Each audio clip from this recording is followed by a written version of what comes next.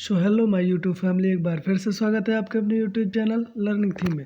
तो जैसा कि अपना चल रहा था सामाजिक विकास, और उसमें हमने पढ़े थे सामाजिक विकास शेष अवस्था, बाल अवस्था और किशोर अवस्था में। फिर हमने देखी थी मनोसामाजिक विकास सिद्धांत, उसकी 8 अवस्था है जिसे जीवन अवधि उपागम भी कहते हैं।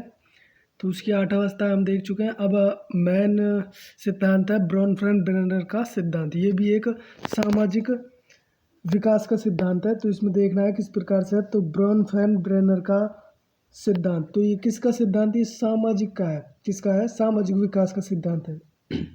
तो इसमें बात करते हैं ब्रोनफ्रेंड-ब्रेनर का पारिस्थिति परक सिद्धांत। तो पूछे पारिस्थिति परक सिद्धांत किसने कहा है, तो आपको बताना है ब्रोनफ्रेंड-ब्रेनर का। अन्य नाम क्या है? Ecological theory. क्या नाम है दूसरा इसका? इकोलॉजिकल थ्योरी है। बालक पर पर्यावरण के 5 स्तरों का प्रभाव पड़ता है। तो बालक पर जो पर्यावरण के कितने स्तर हैं? 5 पर्यावरण 5 स्तरों का क्या पड़ता है? प्रभाव पड़ता है। किसके? पर्यावरण के 5 स्तरों का प्रभाव पड़ता है। तो एक बार दोबारा, ब्रोनफ्रेंड-ब्रेनर का कौन सा सिद्धांत है? पारिस्थिति परक सिद्धांत। कौन सी थ्योरी दी? Ecological theory. इंग्लिश में कहते हैं पारिस्थिति परक सिद्धांत को इकोलॉजिकल थ्योरी। बालक पर पर्यावरण के 5 स्तरों को क्या पड़ता है? प्रभाव पड़ता है। तो बालक पर पर्यावरण के 5 स्तर, कितने स्तर हैं? 5 स्तर, जिनको हम आगे देखेंगे डिटेल से। प्रभाव पड़ता है जिसकी व्याख्या सामाजिक संदर्भ किसमें की गई है? सामाजिक संदर्भ में की गई है। यानी कि जो अपना समाज है उसके संदर्भ में किस प्रकार से 5 स्तर है उनकी व्याख्या की गई है। अब यहाँ पर देखते हैं 5 तंत्र कौन कौन से हैं। कितने पर्यावरण के 5 स्तर या तंत्र, वही बात है। तो यहाँ पे हम देखेंगे। तो सबसे पहला स्तर या मंडल है। मंडल कह सकते हो, स्तर कह सकते हो इसको, या तंत्र कह सकते हो। सबसे पहला तंत्र या मंडल कौन सा हो गया? लघु मंडल। कौन सा हो गया भाई? लघु मंडल। लघु मंडल में बात करें तो निकटतम वातावरण की अंत्यक्रिया होती है। यानी कि जो अपना वातावरण है, जो अपने निकटतम समाज का वातावरण है, उसमें हम क्या करते हैं? अंत्यक्रिया। तो ये इसमें लघु मंडल में क्या होता है? निकटतम वातावरण, जो अपने आसपास का वातावरण है उसमें जो क्रिया होती रहती है, तो वही क्या है? लघु मंडल है। जैसे इसमें क्या क्या आएंगे? जैसे अपना परिवार हो गया, आसपास का वातावरण, स्कूल हो गया, साथी हो गए, समूह हो गए। तो इस प्रकार से ये किस में आएंगे? लघु मंडल में आएंगे। पूछेंगे आपसे कि लघु मंडल में इनमें से कौन सा है? तो अगर परिवार दिखे तो परिवार भी है, उसके बाद स्कूल भी है, साथी हैं, समूह है। तो ये कौन से मंडल हो जाएंगे? लघु मंडल हो जाएंगे। और लघु मंडल को क्या कहेंगे अपन? माइक्रो। क्या कहेंगे? माइक्रो। तो क्या कहेंगे इसको? माइक्रो कहेंगे लघु मंडल को। तो इस प्रकार से हो जाएगा। आगे अगर दूसरा बात करते हैं मध्य मंडल। पहला कौन सा हो गया? लघु मंडल। दूसरा हो गया मध्य मंडल। तो मध्य मंडल की अगर बात करते हैं तो मध्य, उसको कह दिया माइक्रो, इसको कह दिया मीजो। क्या कहेंगे इसको? मीजो। तो मध्य मंडल हो गया मीजो। लघु मंडल के कारकों के आपसी संबंध से बनता है।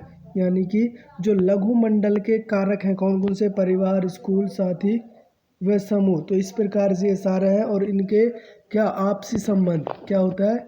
आपसी संबंध से ही क्या बनता है? मध्य मंडल बनता है। तो फिर इसको क्या कह देंगे? इंग्लिश में मीजो कह देंगे। तो इस प्रकार से यानी कि परिवार से स्कूल जुड़ेगा, स्कूल में साथी बनेगा, और साथी से क्या बनेगा? समूह बनेगा। तो ये क्या कहलाएगा? मध्य मंडल कहलाएगा। इस प्रकार से फिर आगे बात करते हैं बाह्य मंडल की। तो बाह्य मंडल में क्या आएगा? एक्सो। क्या आएगा भाई? एक्सो आएगा। तो माइक्रो, मीजो, एक्सो। माइक्रो, मीजो, एक्सो, 3 हो गए। माइक्रो किसको? लघु मंडल को। फिर उसके बाद मीजो, फिर एक्सो। एक्सो का मतलब है बाह्य मंडल। इसमें बालक स्वयं नहीं होता, इसको ध्यान रखना है। इसमें कौन नहीं होता? बालक स्वयं नहीं होता है। तो कौन होता है? बालक स्वयं नहीं होता। बालक के माता पिता का जो कार्यस्थल होता है वो होता है इसमें। तो बाह्य मंडल में क्या होता है? माता पिता का कार्यस्थल और धार्मिक संस्थान, और क्या होगा? मीडिया होगा। तो इसको थोड़ा सा ध्यान रखना है। बाह्य मंडल जो बाहर के वातावरण में आ जाएंगे, जैसे माता पिता का कार्यस्थल, जैसा ऑफिस वगैरह। तो इस प्रकार से फिर धार्मिक संस्थान हो गए जैसे मंदिर वगैरह, और मीडिया। तो इस प्रकार से बाह्य मंडल में बाहर की चीज़ें आ जाती है। इस प्रकार ध्यान रखना है। फिर आगे और बाह्य मंडल में कौन नहीं होंगे? बालक स्वयं नहीं होगा। कौन होंगे? स्थान होंगे, जैसे माता पिता, कार्यस्थल, धार्मिक संस्थान और मीडिया। तो इस प्रकार से फिर आगे बात करते हैं 4 नंबर पे वृहत मंडल। वृहत मंडल मतलब मैक्रो। तो माइक्रो, मीजो, एक्सो, और फिर उसके बाद मैक्रो। तो ये मैक्रो किसको कहेंगे? वृहत मंडल।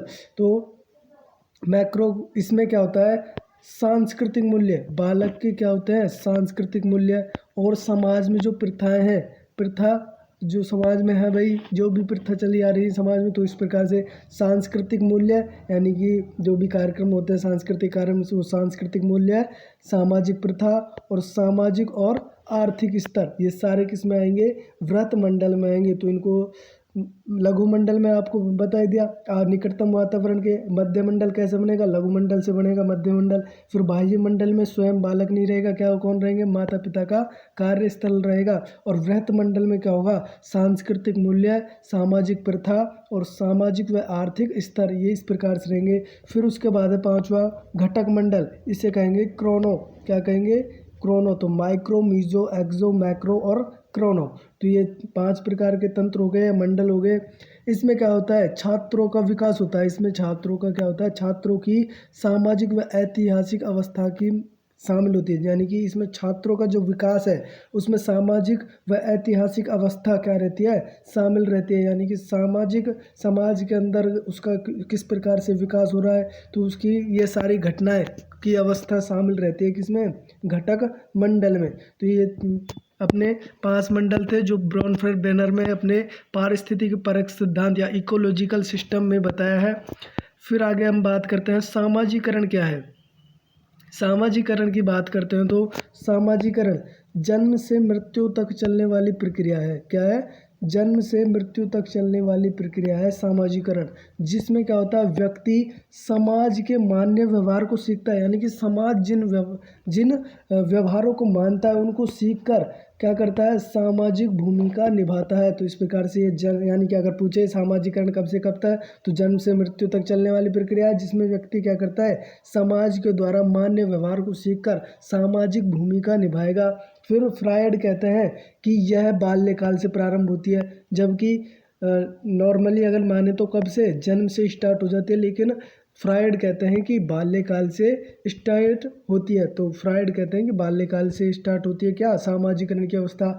फिर सामाजिकरण में किसको मजबूत बनाना चाहिए, ईगो, अहम को मजबूत बनाना चाहिए, मोस्ट इंपॉर्टेंट लाइन है। सामाजिकरण में क्या मजबूत होना चाहिए, इड, ईगो, सुपर ईगो, 3 चीज़ें होती हैं। तो इस प्रकार से क्या होना चाहिए मजबूत, ईगो, अहम मजबूत होना चाहिए। इसके बारे में डिटेल से पढ़ाऊंगा मैं पर्सनालिटी वाले चैप्टर में। तो अभी यहाँ ध्यान रखना है बस कि सामाजिकरण में ईगो, अहम को क्या होना चाहिए, मजबूत होना जरूरी है। फिर बात करते हैं सी एच कुले की। तो सी एच कुले का सिद्धांत था दर्पण सिद्धांत। कौन सा सिद्धांत था, दर्पण सिद्धांत। तो पूछे कि दर्पण सिद्धांत किसने दिया, तो सबसे पहले बताना है कि सी एच कुले ने दिया। फिर इसमें क्या होता है, इसमें होता है स्वयं का विकास, यानी कि दर्पण में देखेंगे तो कौन दिखेगा, अपन स्वयं दिखेंगे, तो स्वयं का विकास होता है। और अंतः क्रिया का क्या होता है, संबंध होता है। तो कई बार हम क्या करते हैं, कांच के सामने या दर्पण के सामने खड़े होकर हम क्या करते हैं, देखने लग जाते हैं खुद को और खुद से ही बातें कर लेने लग जाते हैं, तो वो होती है अंत्यक्रिया। तो उसमें क्या होता है, स्वयं का विकास होता है, भाषा डेवलपमेंट होती है, तो अंत्यक्रिया का संबंध हो जाता है। इसमें पारस्परिक संबंध को महत्वपूर्ण माना गया है। किस संबंध को, पारस्परिक संबंध को महत्वपूर्ण माना गया है, किसमें, दर्पण सिद्धांत, जो किसने दिया, सी एच कुले ने दिया। इसमें क्या होता है, स्वयं का विकास व अंत्यक्रिया का संबंध होता है। फिर इसमें कल्पना व प्राथमिक समूह की भूमिका को भी महत्वपूर्ण माना गया है। किस किस को, कल्पना व प्राथमिक जो समूह होता है उसको भी क्या माना गया है, महत्वपूर्ण माना गया है। तो कल्पना व प्राथमिक समूह को महत्वपूर्ण माना है सी एच कुले ने, दर्पण सिद्धांत दिया। और पारस्परिक संबंध को भी महत्वपूर्ण माना है, स्वयं का विकास व अंत्यक्रिया का संबंध बताया इसने। यानी कि दर्पण सिद्धांत में स्वयं का विकास होता है और अंत्यक्रिया से संबंध बनता है। फिर मार्गरेट मीड है मनोवैज्ञानिक, वो कहते हैं कि आत्मचेतना को महत्वपूर्ण माना गया है। किसमें, सामाजिकरण में इन्होंने आत्मचेतना को महत्वपूर्ण माना है। तो इस प्रकार ध्यान रखना, मार्गरेट ने आत्मचेतना को महत्वपूर्ण माना है, जबकि पारस्परिक संबंध को महत्वपूर्ण किसने माना है, सी एच कुले ने माना है। फिर कहते हैं कि मार्गरेट, जब व्यक्ति मैं और मेरा में क्या करने लग जाता है, एकीकरण करने लग जाता है, यानी कि मैं और मेरा में क्या करने लग जाता है, एकीकरण कर लेता है, जिससे उसकी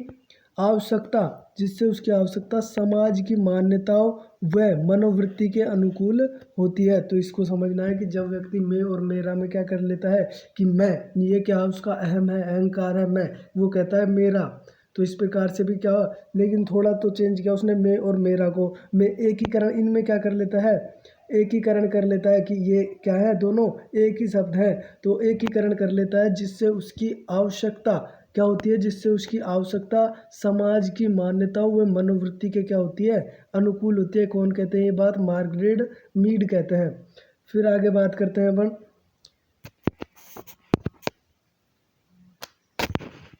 सामाजिकरण के प्रकार। तो सामाजिकरण के प्रकार क्या है, तो सामाजिकरण प्रकार में अगर बात करते हैं हम, तो व्यक्ति के अंतःक्रिया का विकास करना, इसमें सामाजिक करण के प्रकार में व्यक्ति के अंतःक्रिया का क्या करना, विकास करना, यानी कि व्यक्ति की जो अंतःक्रिया है उसका क्या किया जाता है, इसमें सामाजिकरण के प्रकार में उसका विकास किया जाता है। जो भी अंतःक्रिया है उसको समाज में प्रकट किया जाता है और उसका विकास किया जाता है। स्वस्मृति का अध्ययन किया जाता है, यानी कि स्वयं की स्मृति का क्या किया जाता है, अध्ययन, कि इसमें कितनी क्षमता है। फिर स्व स्मृति का अध्ययन करके एक अभिन्न अंग बन जाना, तो उसका क्या बन जाता है, सामाजिकरण का अंग बन जाता है, वो समाज का अंग बन जाता है। निर्णय क्षमता का विकास होने लग जाता है, उचित अनुचित का ज्ञान हो जाता है। आत्म मूल्यांकन का क्या हो जाता है, विकास हो जाता है, यानी कि स्वयं को जानने लग जाता है। फिर समायोजन क्षमता का विकास होने लग जाता है, यानी कि समायोजन, यानी कि कोई भी परिस्थिति हो उसमें क्या करेगा, खुद को समायोजित करके रहेगा, तो समायोजन क्षमता का विकास हो जाता है। और प्रत्यक्षीकरण का विकास हो जाता है। प्रत्यक्षीकरण का मतलब किसी चीज़ को देखकर उसके बारे में समझना स्टार्ट कर देता है। तो इस प्रकार से सामाजिकरण के प्रकारों में अंतःक्रिया का विकास, सह-स्मृति का अध्ययन, अंग बन जाना, यानी कि सह-स्मृति का अध्ययन करके स्वयं की स्मृति का अध्ययन करके समाज का एक अंग बन जाता है।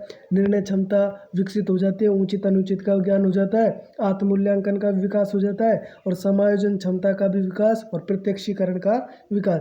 फिर सामाजिकरण के साधन कौन कौन से हैं, यानी कि कौन कौन से साधन हैं जिनसे सामाजिक, यानी कि व्यक्ति कैसा बन जाता है, सामाजिकरण बन जाता है या समाज के मूल्यों को मानने लग जाता है। कौन कौन से हैं, परिवार, जाति व्यवस्था, विवाह, विद्यालय, समाज, खेल और समूह। तो इस प्रकार से ये सारे के सारे क्या है, सामाजिकरण के साधन है जो अपने आसपास निकट होते हैं। तो आज हमने देखा स्वेच कोले, मार्गरेट मीड और ब्रॉनफेल्ड का पारिस्थितिक परक सिद्धांत। तो ये अपने लिए मोस्ट इम्पॉर्टेंट थे, एक ना एक क्वेश्चन आएगा जरूर, तो ध्यान रखना इनको।